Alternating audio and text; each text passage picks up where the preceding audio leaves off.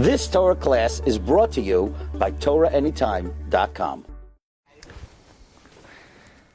Okay, hi everyone, Shalom Aleichem. We're continuing in the Orchos Chaim of the Rosh. We're up to Yom Shlishi, and we're up to Ois Lamed Ches. So today's Wednesday, but Hashem will continue Monday next week. The Rosh says as follows. He says, Mikol ma'achal asher toicha, from any food that you eat, or mikol mashka asher tishta, and any drink that you drink, al tahane b'lei bracha tchila v'seif. Do not take benefit without a blessing in the beginning and the end.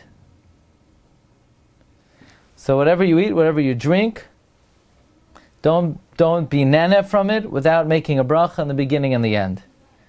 V'kivein ba kasher tuchal, and have kavana as much as you can. The Be'er Mayim Chaim of Rev Goldberg, he quotes Reb Chaim Kanievsky that the source of this is the Gemara Bracha Daf Mem Zayin, that one should not throw a bracha out of his mouth. Lo yizroik bracha mipiv.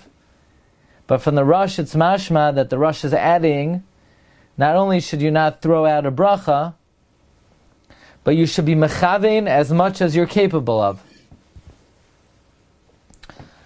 And if you look in Shulchan Aruch Simon Kuf Tzadi Aleph, he brings, you're not allowed to do anything when you're benching or saying a bracha. One cannot be involved in any activity.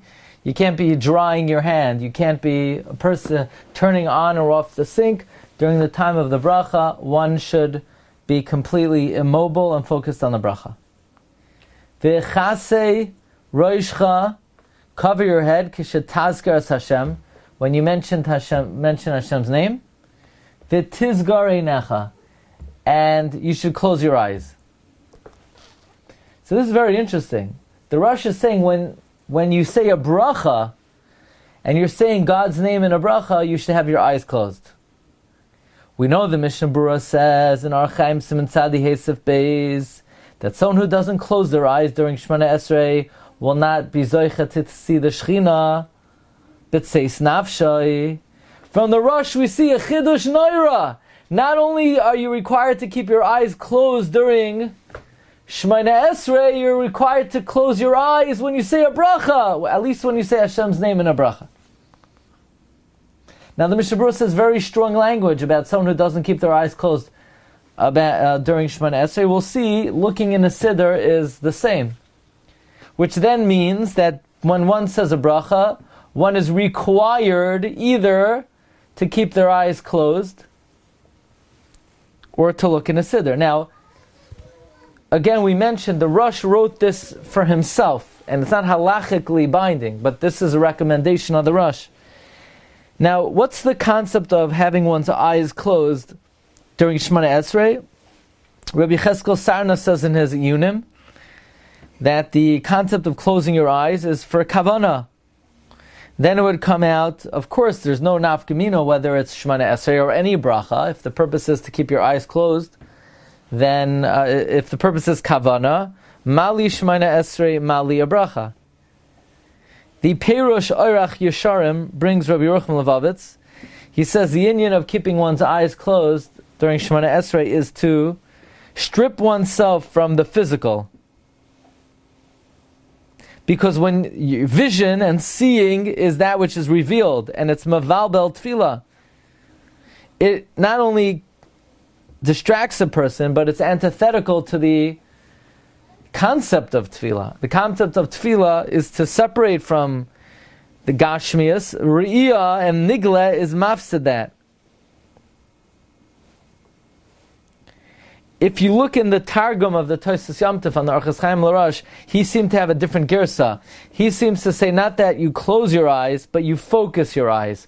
Then there would be no basis for a custom of keeping your eyes closed during a bracha. But nevertheless, according to the gersa that we use, the Rosh seems to say that just like one has to keep their eyes closed during Shemona Esrei, one should keep their eyes closed during brachas. Now the Mishnah Berurah says that if you daven from a siddur with your eyes open, that's okay. And the Arizal himself would do that in order to have even more kavanah and not to swallow even one nekuda.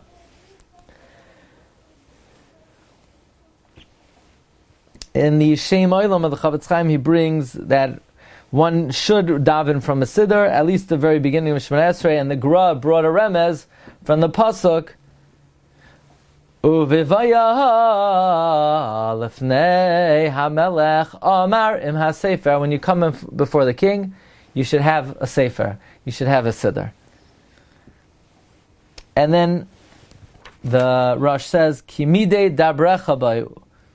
When you say God's name, al tihi ka'amor, you don't want to be included in those who say about those on which it says, Befiv u'v'sfasav kibduni, with your mouth and your lips you honored me, but v'libay rachak mimeni, your heart was far from me. So it's important to have the proper awe and reverence when you say God's name in a bracha. Rav Goldberg cites the story that Rav Meir Soloveitchik said over, that he heard a story that when Rav Chaim Noah came to Varsha, Rav Chaim Noah said, I can't leave Varsha without seeing Rav Chaim Brisker. And he saw Rav Chaim Brisker was called up to the Sefer Torah, and he got called up for an aliyah. And when he said Hashem's name, his whole body shaked and quaked. And Rav Meir Soloveitchik said, I asked my father, and I asked him, is it true that Rav Chaim really have such a physical reaction to this recitation of Hashem's name? He said yes, but not only that, when he heard someone else say Hashem's name, he also reacted that way. Just to conclude, in Shulchan Aruch, in Simon Kuf Tzadi Aleph Sif Katan Gimel brings, it is also to do malacha while a person is making a bracha, and the Mishnah Berurah says, any bracha. And the Taz says, otherwise it looks like you're making a bracha derech arai and derech mikra. Even to do a tashmish kal, even to do a small, almost insignificant activity, one should avoid doing that during a bracha. Otherwise, that's called being hoylech im HaKadosh Baruch Hu bekeri, walking with God with happenstance, without permanence. And the Rosh is saying, one does not want to be in the category of befiv uv'sfasav kibduni v'libay rachak mimeni. Okay, everyone. Hope to see everybody Monday tonight, 8:30. Amazing shir.